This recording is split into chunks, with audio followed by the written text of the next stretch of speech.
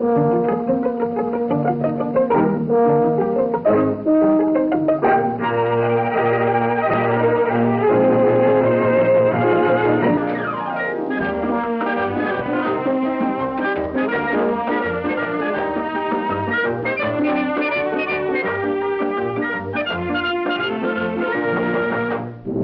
Loretta Young Show.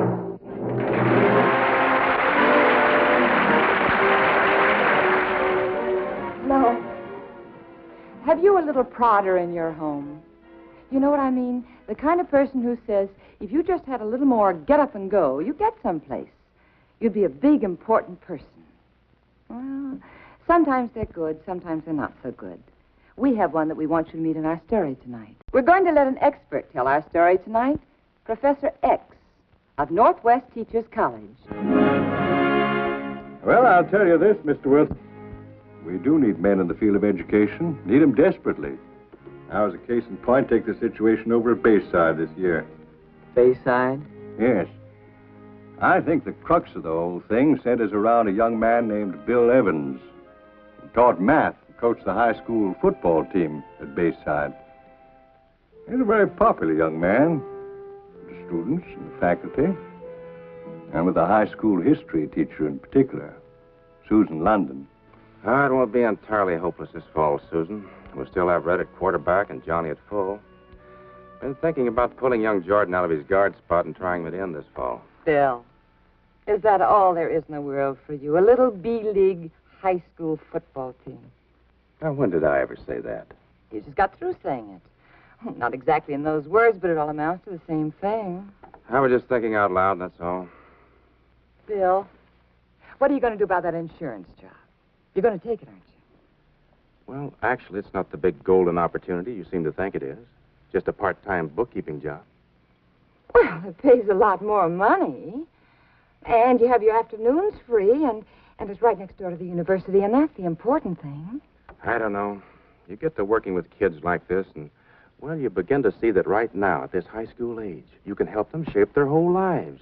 So you're going to spend the rest of your life coaching a B-League football team and teaching math in a small-town high school. Look, Susan, can't we ever go out anymore and just sit and talk like other people do? Sit and talk about what? How you're going to balance your unbalanced line or something? Oh, now, Susan... Now, let me tell you something, Bill. I'm a little sick and tired of sitting here and listening to you and your pigskin monologues. Look, can't you ever think about anything else? You should be thinking about your future now, and I think... Susan, right now I'm thinking what it would be like to be married to a woman who keeps nagging her husband, prodding him on, never letting him have a moment's peace. And right now I'm thinking I don't want any part of it. Not any part of it. Well, just let me tell you something. You needn't think I'll ever encourage you again ever to do anything. As far as I'm concerned, you're a little tiny man with a one-track mind, in a one-track rut. And you can stay there for the rest of your life. Don't you worry. I'll move on, all right, but it'll be because I please, not because somebody is poking pins in me. There will be no more pins from this department. Well, it's a matter of record that Bill Evans did move on at the end of that year. Nearly 50% of the teachers at Bayside High moved on to better-paying jobs in larger schools. And Bayside found itself hard hit by the teacher shortage. I tell you, Susan, I have never seen anything like it. 32 years as teacher, principal, and superintendent, but this is a new experience for me. Not one man on the faculty, not one single man. Not even one married man. That's what I said, not one man on the faculty. Well, my point is this. We're all going to have to pitch in this year and do a little extra. Miss Phipps is going to take charge of the lunchroom. And Miss Murphy says that she will issue the work permit. Oh? And Mrs. Porter has volunteered to take over the fire drill. I see. Well, I'd be glad to do my share. Did you have anything special in mind that I could do? Yes. I thought you could coach the football team. Miss Hardish, that is not funny.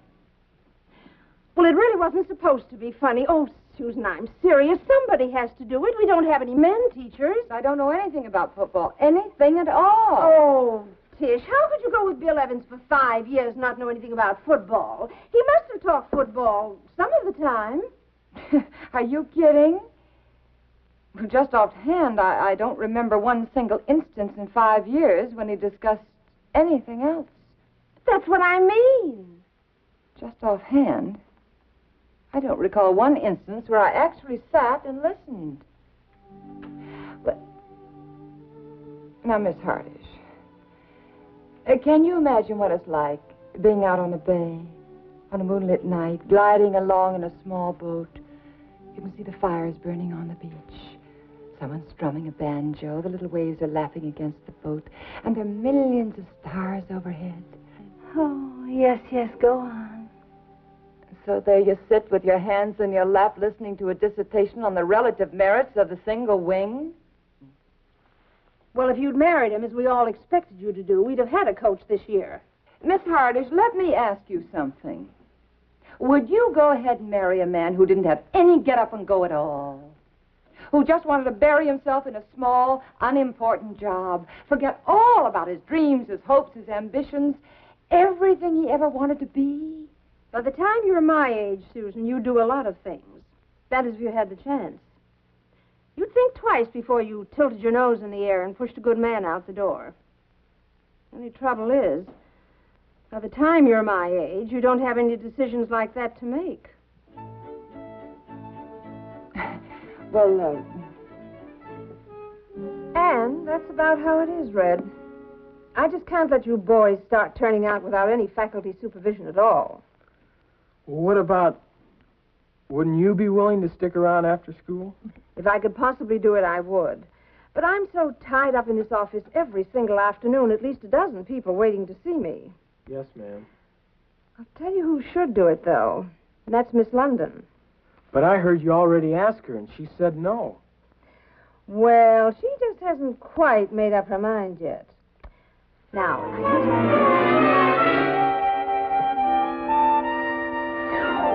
do you mean to tell me that you quit this school just because we don't have a football team? That's about what it adds up to. Oh, Red. Is that all your education means to you? Something you have to tolerate just so you'll be eligible to play football? Well, look, Miss London, I just got this 1 year of eligibility left. Yes? That's all. You see, you got just so many years that you're eligible, and that's all you got. Well, you don't want to just up and waste one of them because, well, you just don't. You know, I never thought of it that way.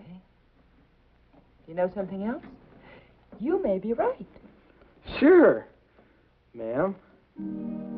Now, it wouldn't be right to say that Susan London agreed to coach the Bayside High School football team. She didn't. She just agreed to stay after school each day, to go down to the practice field and, keep an eye on things, merely provide faculty supervision, sort of a coach in name only. And there were a number of men from the town who pitched in, did everything they could to help out. Men who had played with Bayside High in other years.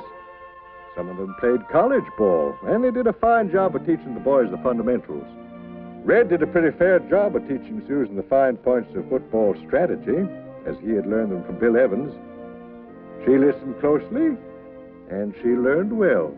Yeah, but look, I don't quite get this. I mean, if your guard pulls out here and your right end is coming around here... You see, that's the whole secret of it. Your guard's got to pull out right now, and it's got to be timed right down to a gnat's eyebrow. You see that play out there? We ran Fairmont ragged last year, mostly with that play right there. Hey, it's pretty good, huh? Let's hope you do it again this year. Oh, I guess we don't have to worry too much about Fairmont this season. Why? I talked to a kid who goes there. He says they haven't had a decent practice all year. They haven't? Yeah. Okay, Jack, you're in. Old Coach Carter is sick or something. Kid says he keeled over right on the football field. Had to carry him off on a stretcher. Oh, I hadn't heard about that. Red, Mr. Carter's a friend of mine. Did your friend say how serious it was? Oh, he's back in cold, school. huh? Just a little rocky, I guess. Oh. But the way I figure it, the team we're going to have to watch out for is Littleton. Why? Well, they only lost 3 men off last year's team, and they finished third last season. Let's get back to that single wing. I don't quite understand that yet. Well, first of all, you have an unbalanced line to the right or left. Yeah. Then your wing back, or right half.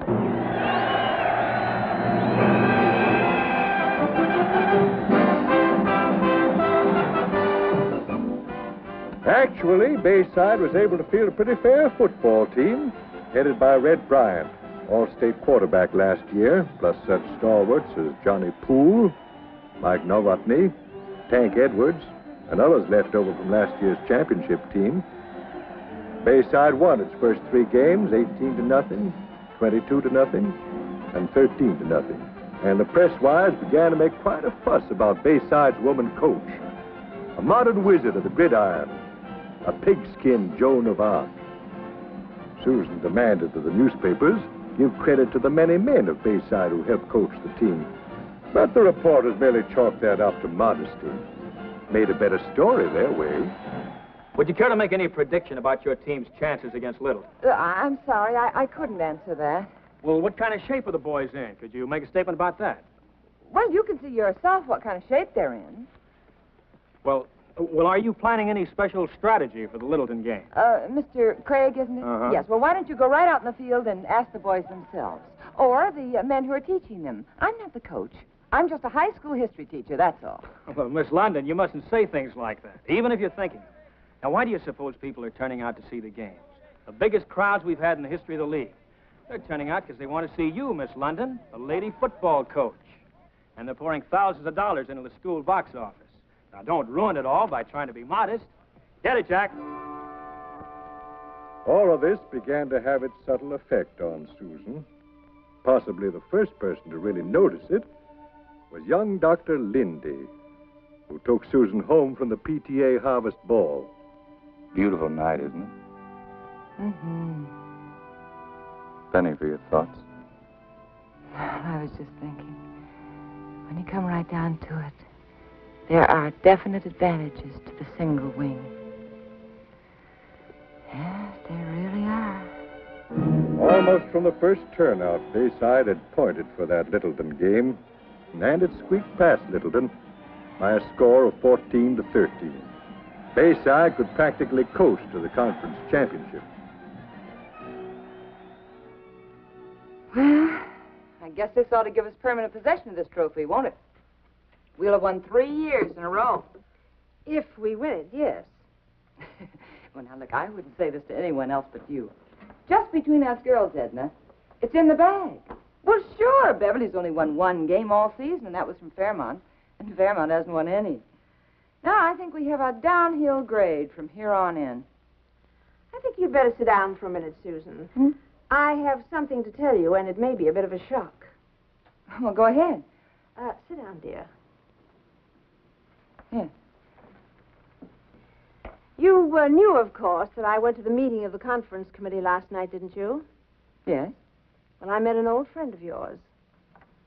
Who? Bill Evans. Oh.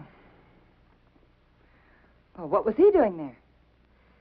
Well, it seems he's taken over the coaching duties at Fairmont High School. Mr. Carter finally gave up. Oh, well, that's too bad. I guess Mr. Carter's been in and out of the hospital ever since school started. Most of the time, the team has been struggling along without any coach at all, Bill said. We did? Of course, I told him how brilliantly you've been doing. Oh? And? He said he doesn't read the funny papers anymore. He gets all his laughs from the sport pages. Oh, he did? He also sent a message to you. Well, do you want me to tell you what it was? No, I don't. But go ahead and tell me anyway. Well, Bill said to tell you that he's going to have a football team when he gets here. Yeah. He said to tell you that Bayside will know it's been in a ball game and that we may be in for the surprise of our lives. And he said, well, I guess that's about all he said. What else did he say, Miss Hardish? You won't be angry. No.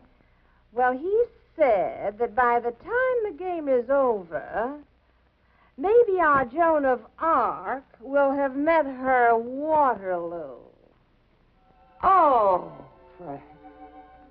honestly, so help me. Someday, somehow, I'm going to teach that man some history. Ancient, medieval, and modern. Joan of Arc. There was a new spirit of determination on the practice field at Bayside, after the report that Bill Evans had become the temporary coach at Fairmont. It got to be almost a personal thing. Susan's team against Bill's team. And Bayside wanted to win for Susan's sake. Bayside was proud of its now famous woman coach. Naturally, we can't use any of these plays against Fairmont now that Mr. Evans is coaching there. Why? Well, because these are the plays he taught us. Oh. He'd know what we were going to do every minute. Yeah, of course he would. Even if we do get some new plays, it might not help much. Why not? Well, because Mr. Evans knows us all too well. He knows Johnny can't kick, and Mike can't catch a pass over his right shoulder. He knows how to fake Tony offside on account of his bad eye. You mean he'd use this information? Well, look, if he knows all those things, he's sure not just going to sit there and lose a game. I mean, what do you think? Well, I think it's absolutely unfair. Look, Mr. Evans coached here. He got paid for it. It was his job. Now, he has no right to go someplace else and use the things he learned about you boys so Fairmont can beat you. Well, it's almost like treason. Gee, I never thought of it that way before. Well, think of it. Bayside breezed through the next game without trouble, but it had to adjust to some sobering news. On the same day, the revitalized Fairmont team had emerged from the conference cellar and had come within a hair's breadth of beating the powerful Littleton team. By now, everyone realized that Bayside would face a severe test in its final game against Fairmont, coached by Bill Evans. And as the day of the game approached, excitement rose to a fever pitch. I got any fever? Oh, Red. No football for you today. But I gotta play. Gosh, after all you've done for us this season, I can't let you Look, down. it's no good. Go home and go to bed. You've got a fever. Hi there. Coach Evans, what are you doing in my territory? Johnny told me I'd find you here. Just wanted to drop in and say hello. What's the matter there, Red? You don't look so hot. I guess I don't feel so good, Mr. Evans. Have you taken his temperature? Yes, and it's 101. Why, it's just a game, Red. Don't forget that. There are little girls who play jacks and old men who play chess. We just happen to be playing football, that's all. There's no reason to get excited about it. Yeah, I know. That prescription that Dr. Miller gave you last year, do you still have it? Mm-hmm. Well, you go home and take that. Take about a half-hour nap. Now, on your feet, boy. Be okay by game time. Now, don't worry about his temperature. Just a nervous stomach, that's all. He gets awfully upset before a big game. That was an awfully decent thing to do. What do you mean? Helping Red get back on his Well, skin? yes. Oh, that was nothing. Oh, it was. It was indeed. It was very fine and wonderful. Why, if it hadn't been for you, he might not be playing in the game this afternoon. Look, I don't want to disillusion you or anything, but I want Red to play this afternoon. You see, I don't want you to have any excuses after my boys have won. Oh, I see. You know, Mr. Evans, you may be in for a little surprise. You may discover that you're not the only one who can teach these boys new plays and develop a little strategy. This afternoon, Joan of Arc crosses the Delaware. Okay, Coach.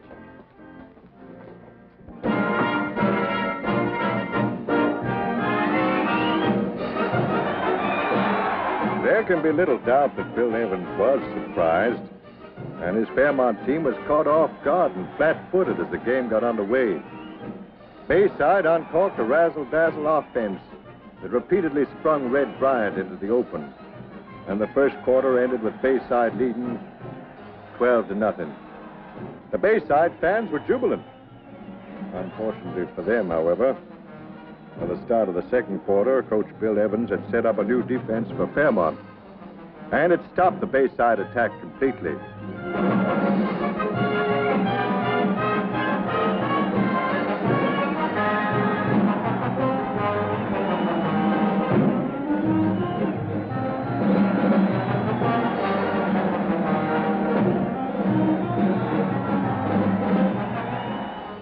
On the sideline, Susan talked to her players and urged them on. But the Fairmont team was rolling now, unstopped and unstoppable.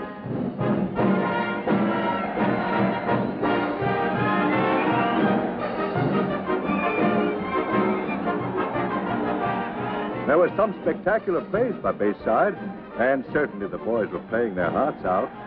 Even the sports writer agreed that Red Bryant was the outstanding player on the field.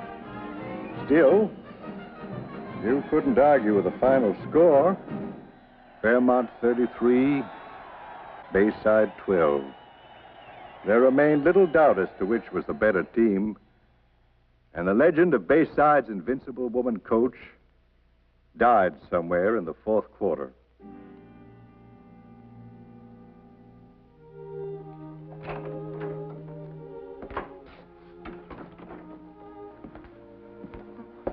Bill, what are you doing in here? I'm expecting the team in a few minutes. Need your signature on the record book. Make it official, you know. Surely. Edna told me I'd find you here. Forgive me for not coming over and shaking hands before we left the field. I just couldn't. No sporting blood, Madam Coach? It's not that. The boys took it so hard. I felt so sorry for them. It just made me sick. Yes, I know. Well, it's probably a good thing, though, in the long run. They have to learn what it's like to lose one now and then. It was so nice of you to arrange that for them. Well, I guess that's about all. Yeah, I guess it is.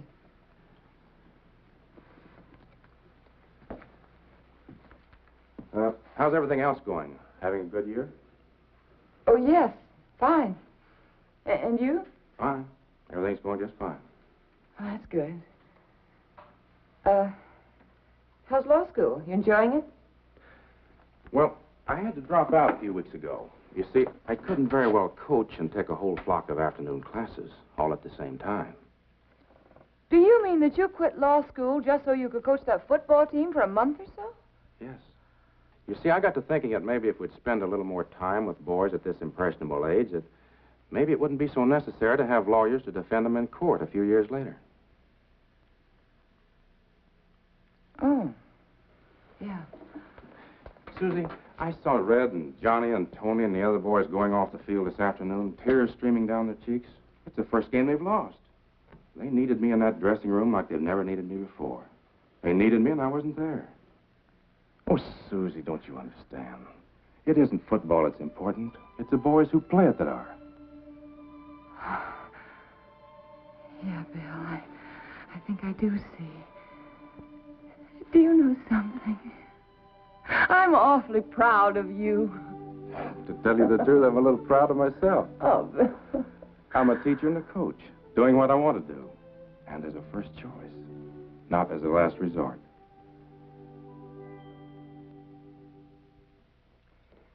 I don't know if you can understand that, Mr. Wilson.